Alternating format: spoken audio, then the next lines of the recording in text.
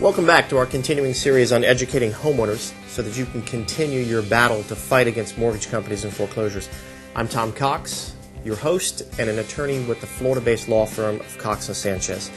I have over 27 years of experience in dealing with all issues related to real estate matters, including foreclosures and real estate sales. Here in Florida, we're at ground zero in this mortgage foreclosure crisis and deal with these issues on a daily basis. Now, first and foremost, in our planning and strategy, my partner and I typically consult with our client to determine what are their long-term goals and plans and desires with regard to the property.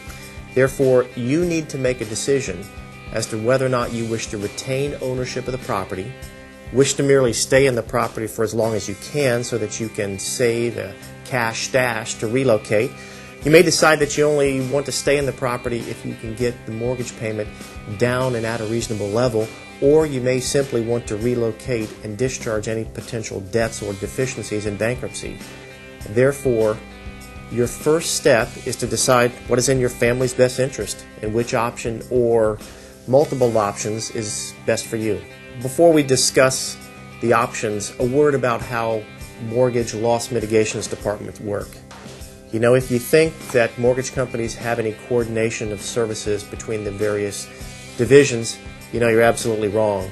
In my experience, I have found that one division does not communicate with any other division.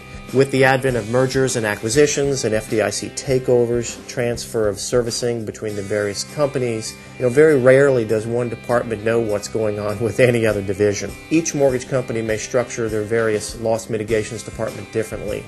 In general, they will typically have 5 different divisions in their loss mitigation department.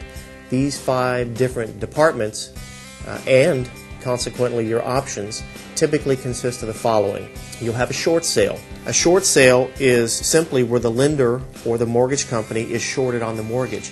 They agree to sell the property for less than the total amount that's owed on the mortgage. The second option is a mortgage modification. That is where the lender agrees to modify the terms and conditions of your mortgage. Simply reduce the interest payment, extend the amortization of time period, and certainly make it more palatable for you to be able to afford and live in the property. Your third option is a deed in lieu of foreclosure. A deed in lieu of foreclosure is a device whereby the homeowner of the property deeds or transfers not only the possession but the ownership interest back to the mortgage company in lieu of forgiveness of a debt. Your fourth option is a foreclosure defense. Foreclosure defense is where you believe you have a viable defense of some nature against the mortgage company for taking your property, and you defend the cause of action over time. And finally, we utilize bankruptcy.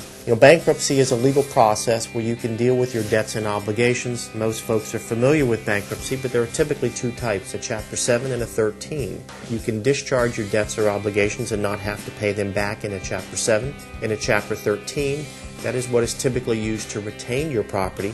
It allows you to restructure your secured and unsecured debts up to a 5-year time period.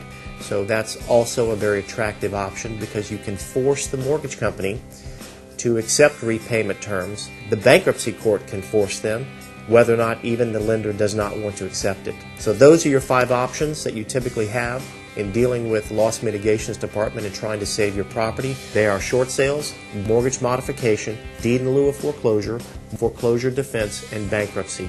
Most folks, to maximize their utilization of their cash and options for their family, utilize a combination of usually 2 of those 5 options. So check back in with us in the future as we continue our series to provide you information, tips, and tricks on how to deal with mortgage issues here in the state of Florida and across the United States. Thanks.